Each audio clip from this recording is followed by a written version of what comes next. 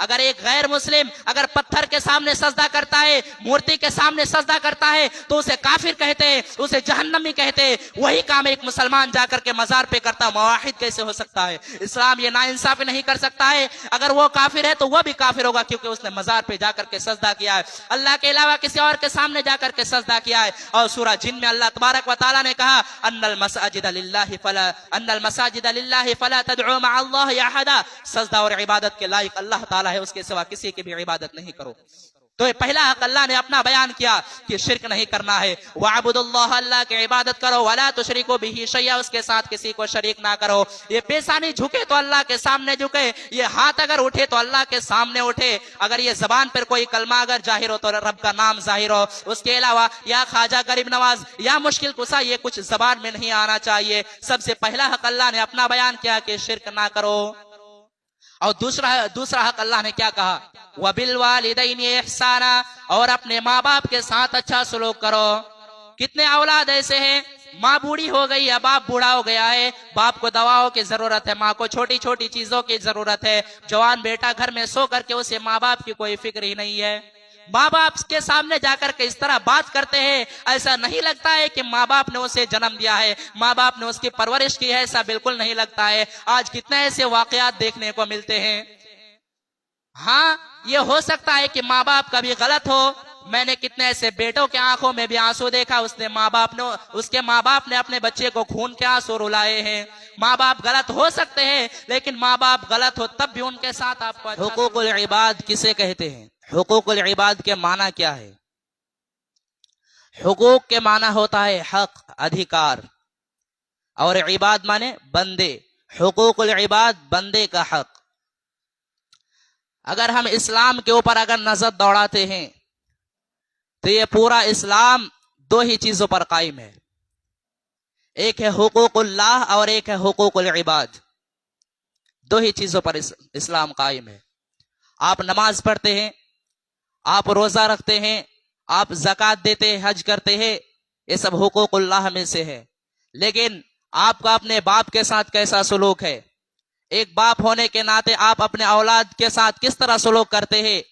آپ کا اپنے رشتہ داروں کے ساتھ کس طرح سلوک ہے؟ آپ اپنے پڑوسی کے ساتھ کس طرح سلوک کرتے ہیں؟ یہ تمام چیزیں حقوق العباد میں شامل ہے۔ قرآن کریم کو جب ہم غور سے پڑھتے ہیں تو قرآن کریم میں ہمیں حقوق اللہ پر بھی ابھارا گیا ہے اور حقوق العباد پر بھی ابھارا گیا ہے۔ قرآن اگر ہمیں نماز پڑھنے کا حکم دیتا ہے، زکوٰۃ دینے کا حکم دیتا ہے، روزہ رکھنے کا حکم دیتا ہے، تو قرآن یہ بھی کہتا ہے اپنے اولادوں کے ساتھ انصاف کرو۔ قرآن یہ بھی کہتا ہے کہ والدین کے ساتھ اچھا سلوک کرو۔ قرآن یہ بھی کہتا ہے کہ اپنے پڑوسیوں کے ساتھ اچھا سلوک کرو، اپنے رشتہ داروں کا حق ادا کرو۔ قرآن اس چیز کی بھی تعلیم دیتا ہے۔ میں نے آپ لوگوں کے سامنے خطبہ مسنونہ کے بعد سورہ نساء کی آیت نمبر 36 تلاوت کی ہے، اور اس آیت میں اللہ تبارک و تعالیٰ نے 10 حقوق بیان کیے ہیں، اور آپ کو جان کر کے حیرت ہوگی کہ 10 حقوق میں صرف اللہ تبارک و تعالیٰ نے ایک حق اپنا بیان کیا ہے اور 9 حق بندوں کا بیان کیا ہے۔ وَعَبُدُ اللَّهَ، اللہ کی عبادت کرو، وَلَا تُشْرِكُوا بِهِ شَيْئًا، اس کے ساتھ کسی کو شریک نہ کرو۔ وَبِالْوَالِدَيْنِ إِحْسَانًا، اور اپنے ماں باپ کے ساتھ حسن و سلوک کرو۔ وَبِذِي الْقُرْبَىٰ، اور اپنے رشتہ داروں کے ساتھ اچھا سلوک کرو۔ وَالْمَسَاكِينِ، اور مسکینوں کے ساتھ اچھا سلوک کرو۔ وَالْيَتَامَىٰ، اور یتیموں کے ساتھ اچھا سلوک کرو۔ وَالْمَسَاكِينَ، اور مسکینوں کے ساتھ اچھا سلوک کرو۔ وَالْجَارِ ذِي الْقُرْبَىٰ، اس پڑوسی کے ساتھ اچھا سلوک کرو جو تمہارا قریب کا پڑوسی ہے۔ وَالْجَارِ الْجُنُبِ، اور اس پڑوسی کے ساتھ بھی اچھا سلوک کرو جو تمہارا دور کا پڑوسی ہے۔ والجار ذی القربى والجار الجنبی والصاحب بالجنب، اور اپنے ہم سفر کے ساتھی کے ساتھ بھی تم اچھا سلوک کرو۔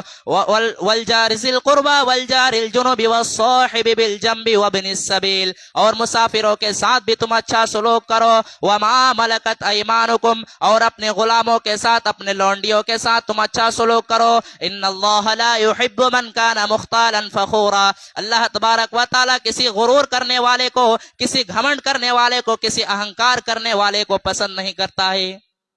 10 باتیں اللہ نے بیان کی۔ 10 बातों में 9 बातों का ताल्लुक हुकूकुल इबाद में से और एक बात का ताल्लुक हुकूकुल्लाह में से। इससे आप अंदाजा लगा सकते हैं कि इस्लाम में हुकूकुल इबाद की कितनी अहमियत है। हुकूकुल इबाद का मामला इतना खतरनाक है मेरे प्यारे भाइयों कि अगर कयामत के दिन हमारा अगर हुकूकुल इबाद का मामला गड़बड़ रहा, हुकूकुल इबाद का मामला खराब रहा, तो दुनिया में जितना हम नमाज पढ़ते हैं, रोजा रखते हैं, ज़कात देते हैं, हज करते हैं, ये सारे के सारे अमाल बर्बाद हो जाएंगे अगर हुकूकुल इबाद का मामला गड़बड़ रहा। इसलिए हुकूकुल इबाद का मामला सही करना बहुत जरूरी है।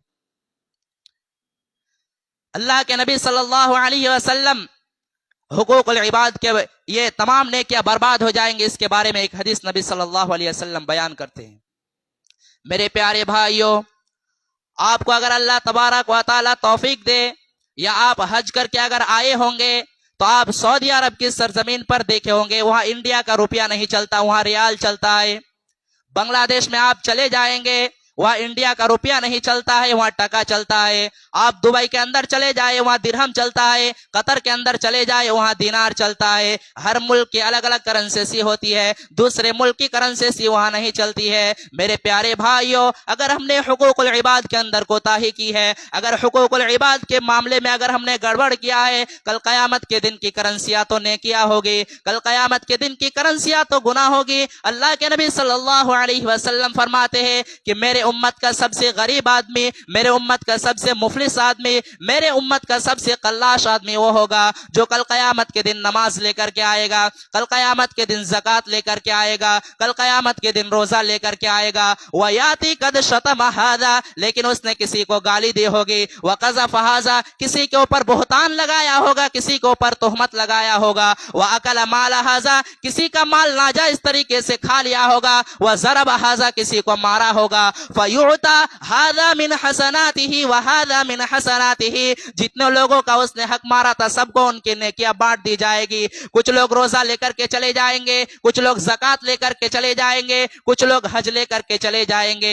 फ़इन फ़नियत हसनातुहु, अगर उसकी तमाम नेकियां खत्म हो जाएगी और हकदार अभी भी लाइन में खड़े होंगे, अल्लाह के नबी सल्लल्लाहु अलैहि वसल्लम फरमाते हैं फ़उख़िज़ मिन सय्यिआतिहिम, उन हकदारों के गुनाह उनके ऊपर लाद दिए जाएंगे, उन हकदारों के गुनाह लेकर के उसके ऊपर लाद दिए जाएंगे। सुम्मा तुरिहा फिन्नार, फिर उस इंसान को मुंह के बल घसीट करके जहन्नम में फेंक दिया जाएगा।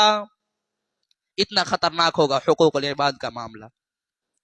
इसीलिए प्यारे नबी सल्लल्लाहु अलैहि वसल्लम ने फरमाया कि मन कानत इंदहु मज़लमतुल लि अखीही, अगर अपने भाई के ऊपर तुमने जुल्म क्या है, ज्यादती क्या है, अत्याचार क्या है, दुनिया में उससे छुटकारा ले लो, दुनिया में नजात ले लो। कल कयामत का दिन होगा, वहां तुम रुपया के बदले रुपया ना दे पाओगे, वहां तुम जमीन के बदले जमीन ना दे पाओगे, वहां या तो अपनी नेकियां देनी होगी या सामने वाले के गुनाह लेने होंगे।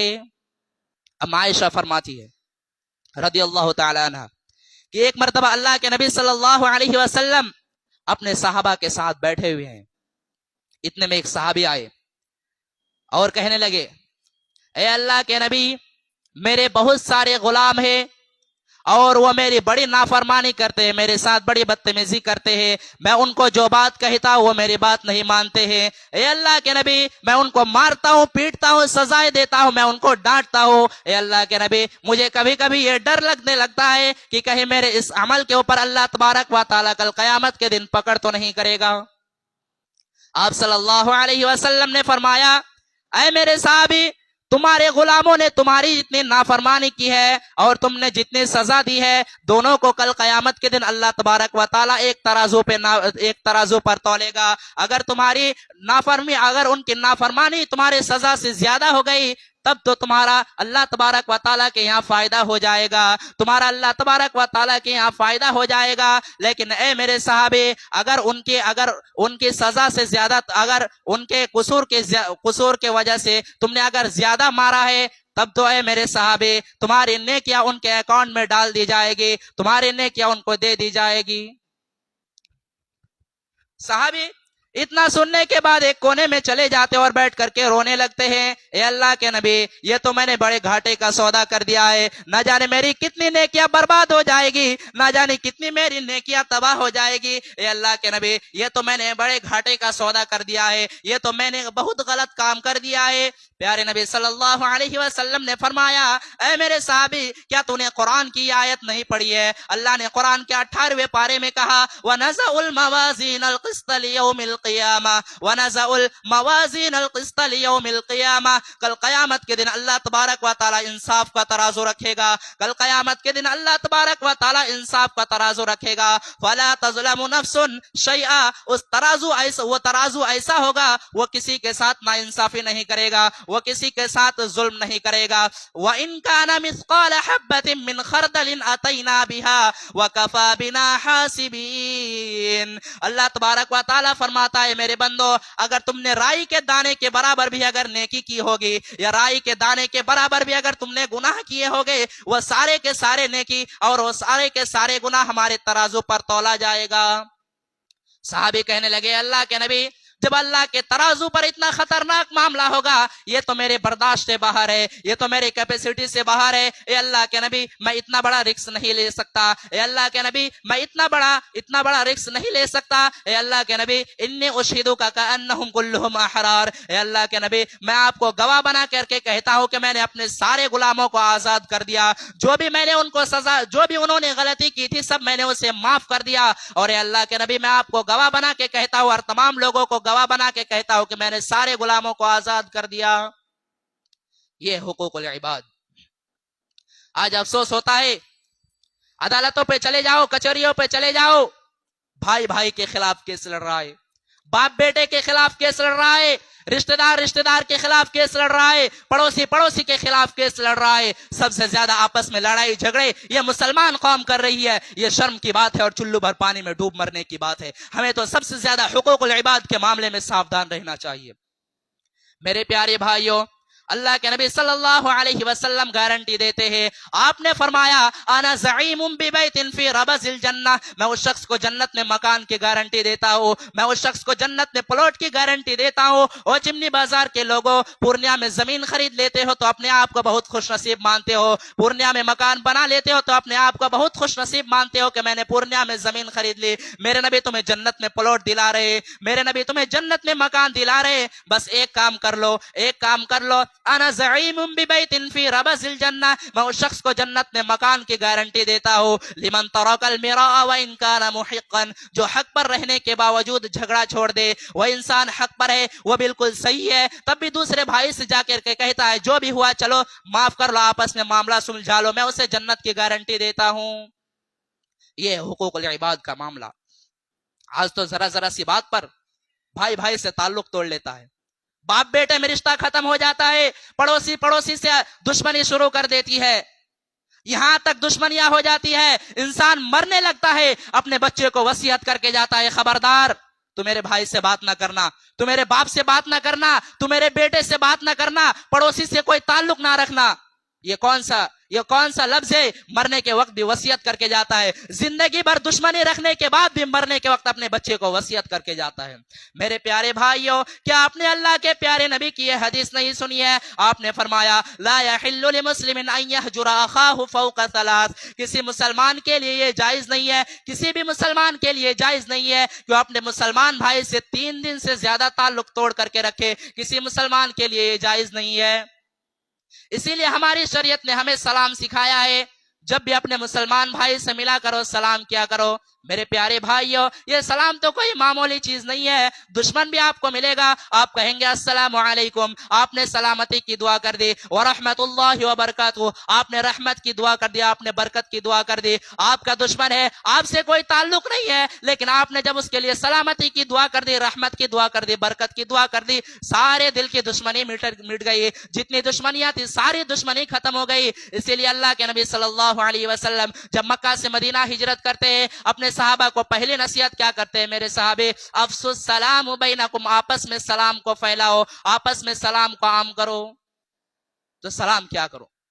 یہ سلام بہت بڑی چیز ہے، یہ سلام بڑی بڑی دشمنیاں کو ختم کر دیتی ہے۔ تو سلام کو پھیلایا کیجیے اور آپس میں دشمنی نہ مت رکھیے.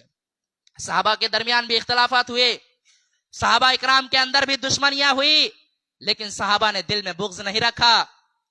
اما عائشہ رضی اللہ تعالی عنہ کے ایک بھانجے تھے, ان کے بہن کے بیٹے تھے جن کا نام عبداللہ بن زبیر تھا. عبداللہ بن زبیر کی خالہ تھی اما عائشہ. 1 میٹر پہ خالہ اور بھانجے میں اختلاف ہو گیا. عبداللہ بن زبیر نے کہا کہ میں اپنے خالہ کو فلاں کام کرنے سے روکوں گا. خالہ کے اندر یہ عادت تھی, اما عائشہ کے اندر یہ عادت تھی کہ وہ پیسے کو روکا نہیں کرتی تھی. وہ بہت زیادہ اللہ کے راستے میں دان و خیرات کیا کرتی تھی, بہت دانی عورت تھی. اما عائشہ نے کسی کو کوئی زمین دان دی تھی. عبداللہ بن زبیر نے کہا تھا کہ نہیں, میں اپنے خالہ کو یہ زمین دان کرنے نہیں دوں گا, میں اپنے خالہ کو یہ زمین دینے نہیں دوں گا.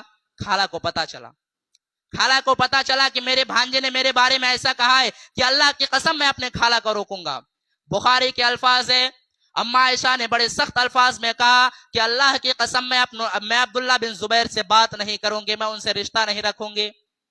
وہ لوگوں, انسان تو دونوں ہے, عبداللہ بن زبیر بھی انسان ہے, خالہ بھی انسان ہے, دونوں انسان ہے, دونوں نبی کا صحابی ہے, دونوں میں اختلاف ہو گیا. ہم اور آپ اگر ہوتے تو ہم اور آپ کیا کرتے؟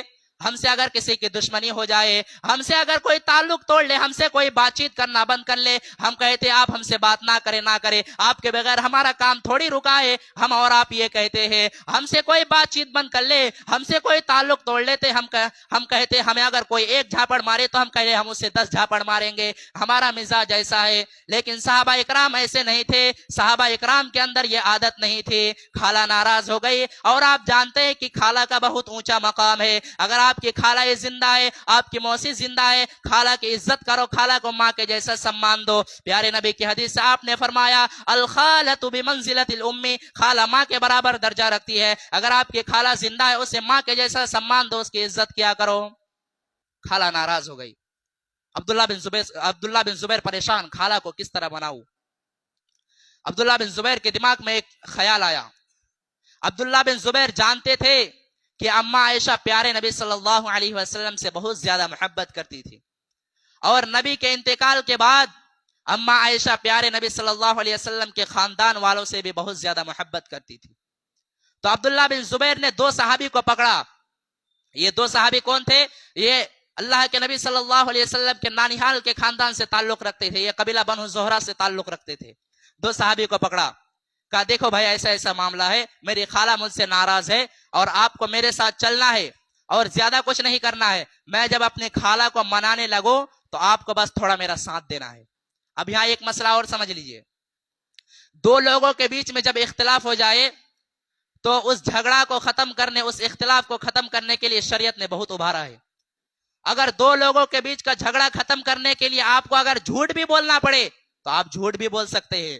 حالانکہ جھوٹ بولنا شریعت کے نظر میں بہت بڑا گناہ ہے, لیکن بخاری کے الفاظ ہے, لیس الکذاب الذی یصلح بین الناس, 2 لوگوں کے بیچ میں اگر صلح کرانے والا جھوٹ بھی بول دے تو کوئی حرج کی بات نہیں ہے. تو اگر کبھی ایسا موقع مل جائے کہ آگ لگ گئی ہے اور آگ بجھانے کا موقع ملے تو آگ بجھانے کی کوشش کیجیے. ہاں, لیکن اگر 2 لوگوں کے بیچ میں اختلاف پیدا کرنے کے لیے آپ اگر سچ بھی بولتے ہیں تو ایسا سچ بولنا بھی حرام ہے, اور شریعت اسے چگلی کہتی ہے. اور پیارے نبی صلی اللہ علیہ وسلم نے فرمایا کہ لا يدخل الجنت نمام, چگل خور جنت میں نہیں جائے گا. تو کبھی اگر ایسا موقع ملے کہ آگ لگ گئی ہے اور آگ بجھانے کا موقع ملے تو آگ بجھانے کی کوشش کیجیے, آگ لگانے کی کوشش مت کیجیے. تو جب یہ دونوں صحابی کو یہ آفر ملا کہ میرے ساتھ چلو, تو یہ دونوں فوراً تیار ہو گئے, ٹھیک ہے چلیں گے آپ کے ساتھ. اب یہ تینوں لوگ اما عائشہ کے دروازے پر پہنچے, اور جو طریقہ اسلام نے سکھایا, جب کسی کے دروازے پر جایا کرو سلام کیا کرو. ان تینوں نے کہا السلام علیکم, اندر سے جواب آیا وعلیکم السلام. ان تینوں نے کہا اے اما عائشہ اندخل, کیا ہم اندر آ سکتے ہیں؟ کہا ہاں اندر آ جاؤ. اندر گئے تو پردہ لگا ہوا تھا, اس پر اما عائشہ بیٹھی ہوئے, اس طرف یہ تینوں لوگ بیٹھے ہوئے ہیں. جیسے یہ تینوں لوگ پہنچے, اندر پردہ لگا ہوا تھا, پردہ کے اس پر اما عائشہ بیٹھی ہوئی ہے, اور اس طرف یہ تینوں لوگ بیٹھے ہوئے ہیں. عبداللہ بن زبیر فوراً پردہ کے اس پار جاتے اور کہتے ہیں اپنے خالہ کے گلے لگ کر کے رونے لگتے اور کہتے ہیں خالہ جان مجھ سے غلطی ہو گئی ہے, مجھے معاف کر دیجئے خالہ جان, مجھے وہ بات کہنی نہیں تھی جو میں نے کہی ہے. خالہ کہتی ہے نہیں نہیں میں تجھے معاف نہیں کروں گی, میں نے بہت بڑی قسم کھائی ہے, میں تجھے معاف نہیں کروں گی. غور کرو میرے پیارے ساتھیوں, آج کے دور میں کون اپنی غلطی کو مانتا ہے, لیکن عبداللہ بن زبیر نے اپنی غلطی کو مانا اور خالہ جان مجھے معاف کر دیجئے. خالہ کہتی ہے نہیں میں تجھے معاف نہیں کروں گی, میں نے بہت بڑی قسم کھائی ہے. خالہ جب یہ کہنے لگے, ادھر سے یہ دونوں صحابی کہنے لگے اے اماں عائشہ آپ تو نبی کی بڑی چہیتی بیوی ہے, کیا آپ نے نبی کا یہ فرمان نہیں سنا ہے کہ لا یحل لمسلم ان یہجر اخاہ فوق ثلاث, کسی مسلمان کے لیے جائز نہیں ہے کہ اپنے مسلمان بھائی سے 3 دن سے زیادہ تعلق توڑ کر کے رکھے. اے اماں عائشہ آپ کا بھانجا ہے, آپ کی بہن کا بیٹا ہے, چلو مان لیا اس نے غلطی کی ہے, اب معافی مانگ رہا ہے, معاف کر دیجئے. آخر کار اماں عائشہ نے عبداللہ بن زبیر کو معاف کر دیا اور اپنی قسم کو توڑنے کی وجہ سے 40 غلام آزاد کیے. اور جب بھی اماں عائشہ اس واقعہ کو یاد کرتی تھی اتنا روتی تھی کہ ان کا دوپٹہ آنسو سے بھیگ جاتا تھا. یہ تھے صحابہ اکرام. دل میں بغض مت رکھو, دل میں بغض رکھ کر کے جاؤ گے اللہ کے یہاں پچھتانا پڑے گا. کسی کا حق مارا ہے تو حق دے دو, حقوق العباد کا معاملہ بڑا خطرناک ہے. اب آئیے اس آیت کو میں تھوڑا تفصیل کے ساتھ آپ کے سامنے پیش کرتا ہوں جو میں نے خطبہ مسنونہ کے بعد پیش کی ہے. وقت ہونے جا رہا ہے یا پھر تفصیل نہیں ہوگی. تو اس آیت میں اللہ تبارک و تعالیٰ نے 10 حقوق بیان کیے ہیں. تو 10 حقوق میں پہلا حقوق کیا کہا؟ وَاعْبُدُوا اللَّهَ, اللہ کی عبادت کرو, وَلَا تُشْرِكُوا بِهِ شَيْئًا, اس کے ساتھ کسی کو شریک نہ کرو. دنیا کا سب سے بڑا گناہ شرک ہے. ہمیں لگتا ہے کسی نے ایک دن پہلے عید کی نماز پڑھ لی, کسی نے ایک دن پہلے روزہ رکھ لیا, کہیں چوری ہو رہا ہے, لگتا ہے کہ کچھ نہیں ہو رہا ہے, بہت بڑا گناہ ہو رہا ہے. اگر یہ سب ہو رہا ہے تو بہت بڑا گناہ ہو رہا ہے, لیکن شرک ہو رہا ہے کوئی بات نہیں ہے. مسلمان اللہ کے سوا کسی اور کے سامنے جا کر کے سجدہ کرتا کوئی بات نہیں ہے. یہ شرک اتنا بڑا گناہ ہے کہ اللہ نے قرآن میں کتنی آیتیں نازل کی ہے. اگر ان آیتوں کو بیان کرو تو 3-4 جمعہ ایسے ہی لگ جائے گا, اگر مختصر میں بیان کرو تب بھی. قرآن میں آیتیں بھری پڑی ہوئی ہے یہ شرک کے وجہ سے. میں آپ کو ایک آیت پڑھ کر کے سناؤں. اللہ نے قرآن میں کہا, اللہ نے قرآن میں شرک کرنے والوں کے لیے کہا ان اللہ لا یغفر ان یشرک بہ ویغفر ما دون ذلک لمن یشاء. شرک کو کبھی معاف نہیں کریں گے, یہ شرک گناہ اللہ کبھی بھی معاف نہیں کرے گا. انہ من یشرک باللہ فقد حرم اللہ علیہ الجنہ ومأواہ النار وما للظالمین من انصار. یہ شرک کرنے والا شرک کرنے کے بعد بغیر توبہ کیے ہوئے اگر دنیا سے چلے جائے, جنت حرام ہے اس کے اوپر, جنت حرام, وہ کبھی جنت میں نہیں جائے گا, وہ ہمیشہ ہمیشہ جہنم میں رہے گا. اور ایسے ظالموں کے لیے اللہ تبارک و تعالیٰ کی طرف سے کوئی مدد نہیں آئے گا. اور مسلمان یہی شرک جا کر کے وہ مزار پہ جا کے سجدہ کر رہا ہے. اب لوگ کہیں گے یہ تو باپ دادا کا دین ہے, یہ باپ دادا کے اس سے چلے آ رہا ہے, تو یہ کیا قرآن غلط ہے؟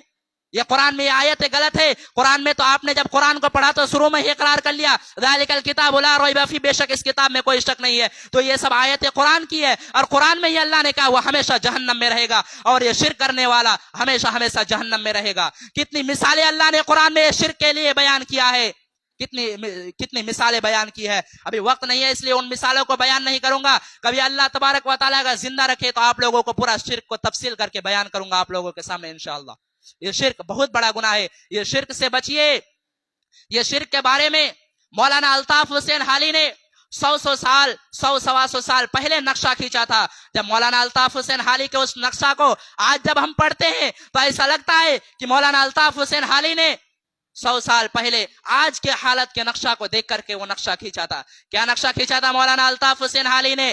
کرے غیر کر بت کی پوجا تو کافر, کواکب میں مانے کرشمہ تو کافر, جھکے آگ پر بہر سجدہ تو کافر, جو ٹھہرائے بیٹا خدا کا تو کافر, مگر مومنوں پر کشادہ ہے راہے, پرستش کرے شوق سے جس کی چاہے, نبی کو جو چاہے خدا کر دکھائے, اماموں کا رتبہ نبی سے بڑھائے, مزاروں پہ جا جا کے نظریں چڑھائے, شہیدوں سے جا جا کے مانگے دعائے, نہ توحید میں کچھ فرق اس سے آوے, نہ اسلام بگڑے نہ ایمان جاوے. 100 سال پہلے نقشہ کھینچا تھا. اور یہ نقشہ اگر ایک غیر مسلم اگر پتھر کے سامنے سجدہ کرتا ہے, مورتی کے سامنے سجدہ کرتا ہے تو اسے کافر کہتے ہیں, اسے جہنمی کہتے ہیں. وہی کام ایک مسلمان جا کر کے مزار پہ کرتا, موحد کیسے ہو سکتا ہے؟ اسلام یہ ناانصافی نہیں کر سکتا ہے. اگر وہ کافر ہے تو وہ بھی کافر ہوگا, کیونکہ اس نے مزار پہ جا کر کے سجدہ کیا ہے, اللہ کے علاوہ کسی اور کے سامنے جا کر کے سجدہ کیا ہے. اور سورہ جن میں اللہ تبارک و تعالیٰ نے کہا ان المساجد للہ فلا تدعوا مع اللہ احدا, سجدہ اور عبادت کے لائق اللہ تعالیٰ ہے, اس کے سوا کسی کی بھی عبادت نہیں کرو. تو یہ پہلا حق اللہ نے اپنا بیان کیا کہ شرک نہیں کرنا ہے. وَعْبُدُ اللَّهَ, اللہ کی عبادت کرو. وَلَا تُشْرِكُوا بِهِ شَيْئًا, اس کے ساتھ کسی کو شریک نہ کرو. یہ پیشانی جھکے تو اللہ کے سامنے جھکے, یہ ہاتھ اگر اٹھے تو اللہ کے سامنے اٹھے, اگر یہ زبان پر کوئی کلمہ اگر ظاہر ہو تو رب کا نام ظاہر ہو. اس کے علاوہ یا خواجہ غریب نواز یا مشکل کشا یہ کچھ زبان میں نہیں آنا چاہیے. سب سے پہلا حق اللہ نے اپنا بیان کیا کہ شرک نہ کرو. اور دوسرا حق اللہ نے کیا کہا, وَبِالْوَالِدَيْنِ إِحْسَانًا, اور اپنے ماں باپ کے ساتھ اچھا سلوک کرو. کتنے اولاد ایسے ہیں, ماں بوڑھی ہو گئی ہے, باپ بوڑھا ہو گیا ہے, باپ کو دواؤں کی ضرورت ہے, ماں کو چھوٹی چھوٹی چیزوں کی ضرورت ہے, جوان بیٹا گھر میں سو کر کے اسے ماں باپ کی کوئی فکر ہی نہیں ہے. ماں باپ کے سامنے جا کر کے اس طرح بات کرتے ہیں, ایسا نہیں لگتا ہے کہ ماں باپ نے اسے جنم دیا ہے, ماں باپ نے اس کی پرورش کی ہے, ایسا بالکل نہیں لگتا ہے. آج کتنے ایسے واقعات دیکھنے کو ملتے ہیں. ہاں یہ ہو سکتا ہے کہ ماں باپ کبھی غلط ہو. میں نے کتنے ایسے بیٹوں کے آنکھوں میں بھی آنسو دیکھا, اس کے ماں باپ نے اپنے بچے کو خون کے آنسو رلائے ہیں. ماں باپ غلط ہو سکتے ہیں, لیکن ماں باپ غلط ہو تب بھی ان کے ساتھ آپ کو اچھا سلوک کرنا ہے. ماں باپ وہ ہستیاں ہیں جنہیں ہمیں اور آپ کو جنم دیا ہے, ہمیں مرتے دم تک اپنے ماں باپ کے ساتھ اچھا سلوک کرتے رہنا ہے. اللہ کے پیارے نبی کے پاس ایک صحابی آتے ہیں, صحابی کا نام بشیر ہے. اور بشیر کہتے ہیں اللہ کے نبی کو, اے اللہ کے نبی, میں اپنے بیٹے نعمان کو ایک زمین دینا چاہتا ہوں, میں اپنے بیٹے نعمان کو ایک کھجور کا باغ دینا چاہتا ہوں. نبی صلی اللہ علیہ وسلم نے فرمایا, اے میرے صحابی, کیا تمہارے اور بھی بیٹے ہیں؟ کہا ہاں اللہ کے نبی اور بھی بیٹے ہیں. آپ نے کہا اے بشیر, کیا آپ نے سارے بیٹے کو کھجور کا باغ دیا ہے, سارے بیٹے کو زمین دیا ہے؟ کہا اے اللہ کے نبی نہیں, میں نے سارے بیٹے کو زمین نہیں دیا ہے, میں اسی بیٹے کو زمین دینا چاہتا ہوں. آپ نے کہا اے بشیر, یہ ظلم ہے, یہ اتیاچار ہے, یہ ظلم ہے, اور اگر تم چاہتے ہو کہ اس گواہی پر میں, اس ظلم پر میں گواہی دوں, واللہ لا اشہد علی جور, اے بشیر میں اس ناانصافی پر گواہی نہیں دوں گا. تو ماں باپ غلط ہو سکتے ہیں, تب بھی ان کے ساتھ اچھا سلوک کرنا ہے.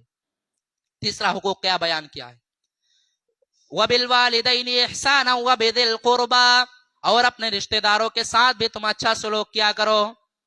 کوئی چچا ہے, کوئی دادا ہے, کوئی پڑوسی ہے, کوئی چچا ہے, یہ جتنے آپ کے رشتہ دار ہیں, یہ سارے رشتہ داروں کے ساتھ آپ کو اچھا سلوک کرنا ہے. اور ایک بات جانتے ہیں, یہ رشتے جو ہوتے ہیں نا, یہ رشتے ہم نہیں بناتے ہیں.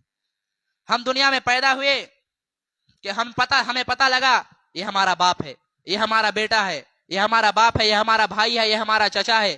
ہم دنیا میں پیدا ہوئے تو ہمیں پتا چلا یہ رشتے اللہ نے بنائے ہیں. جب رشتے اللہ نے بنائے ہیں تو اس رشتے کو توڑ نہیں سکتے ہیں. اگر توڑیں گے تو اللہ تبارک و تعالی بہت سخت سزا دے گا. اللہ کے نبی صلی اللہ علیہ وسلم نے فرمایا کہ جب اللہ تبارک و تعالیٰ نے ساری کائنات کو بنایا تو یہ رشتہ جو ہے اللہ کے پاس آیا اور کہا, اے اللہ ھذا مقام الاعز بک, اے اللہ میں تیری پناہ میں آیا ہوں, تو بتا دے میرے ساتھ کیسا سلوک ہونا چاہیے. اللہ نے کہا, رشتہ جو تجھے توڑے گا میں اسے توڑوں گا, جو تجھے جوڑے گا میں اسے جوڑوں گا. جو رشتہ توڑے گا اللہ اسے توڑے گا, جو رشتہ جوڑے گا اللہ اسے جوڑے گا. تو رشتہ داروں کے ساتھ اچھا سلوک کرو. اب لوگ کہیں گے کہ رشتہ دار بھی تو ہمارے ساتھ بہت غلط کرتے ہیں, پڑوسی بھی تو ہمارے ساتھ بہت غلط کرتے ہیں. ایسے صورت میں کیا کرنا چاہیے؟ اللہ کے نبی صلی اللہ علیہ وسلم کے پاس ایک صحابی آتے اور کہتے ہیں, اللہ کے نبی میرا ایک رشتہ دار ہے, میں ان کے ساتھ اچھا سلوک کرتا ہوں, میرے ساتھ برا سلوک کرتے ہیں, میں ان کے ساتھ رحم کرتا ہوں, میرے ساتھ سختی کرتے ہیں. ایسی صورت میں کیا کرے؟ اللہ کے نبی صلی اللہ علیہ وسلم نے فرمایا, ہے میرے صحابی, اگر وہ غلطی کرتا ہے تو تم اس کے ساتھ اچھا سلوک کرتے رہو, وہ سختی کرتا ہے تم اس کے ساتھ نرم لحاظ سے پیش آؤ. اگر تم اس طریقے پر عمل کرتے رہو گے تو اللہ تبارک و تعالیٰ کی طرف سے عبادت کرنے والا برابر تمہاری حفاظت کرتا رہے گا. جب تک تم اس طریقے پر عمل کرتے رہو گے اللہ تبارک و تعالیٰ کی طرف سے ایک فرشتہ ہمیشہ تمہاری حفاظت کرتا رہے گا. تو رشتہ داروں کے ساتھ اچھا سلوک کرو. اس کے بعد اللہ نے کیا کہا, والیتاما, اور یتیموں کے ساتھ اچھا سلوک کرو. جس کا باپ دنیا سے چلا گیا وہ بیچارہ یتیم ہو گیا, وہ بیچارہ بے سہارا ہو گیا، اس یتیم کا سہارا تم بن جاؤ، اس یتیم کی کفالت کرنے والے تم بن جاؤ۔ ہاں، یتیموں کے نام سے دبئی سے اور سعودیہ سے پیسہ آنے والا اگر کوئی حرام اور ناجائز طریقے سے کھا رہا ہے تو کان کھول کر کے سن لے، اللہ نے قرآن میں کہا ان الذین یأکلون اموال الیتامی ظلما انما یأکلون فی بطونہم نارا، جو لوگ یتیموں کا مال ناجائز طریقے سے کھا رہے وہ یتیموں کا مال نہیں کھا رہے بلکہ اپنے پیٹ میں جہنم کی آگ بھر رہا ہے۔ یتیموں کا مال کھانے والے نہ بنو، یتیموں کا سہارا بنو۔ اگر یتیموں کا سہارا بن جائے، یتیم کے اگر کفالت کرنے والے بن جائیں گے، پیارے نبی صلی اللہ علیہ وسلم کہتے ہیں انا وکافل الیتیم کہاتین، آپ نے اپنی دونوں انگلیوں سے اشارہ کر کے فرمایا انا وکافل الیتیم کہاتین فی الجنہ، میں اور یتیم کی پرورش کرنے والا جنت میں اس طریقے سے رہوں گا جس طریقے سے دونوں انگلیاں آپس میں ملی ہوئی ہے، جڑی ہوئی ہے۔ تو یتیموں کا مدد کرنے والے بنو۔ والیتامی والمساکین، اور مسکینوں کے ساتھ بھی تم اچھا سلوک کرو۔ آپ کو اللہ نے بہت پیسہ دیا ہے، آپ مکان میں رہتے بہت اچھی بات ہے، آپ کی بہت زمین ہے اچھی بات ہے، آپ اچھا کھاتے اچھا پہنتے یہ الگ بات ہے، لیکن یتیموں کو، ان غریبوں کو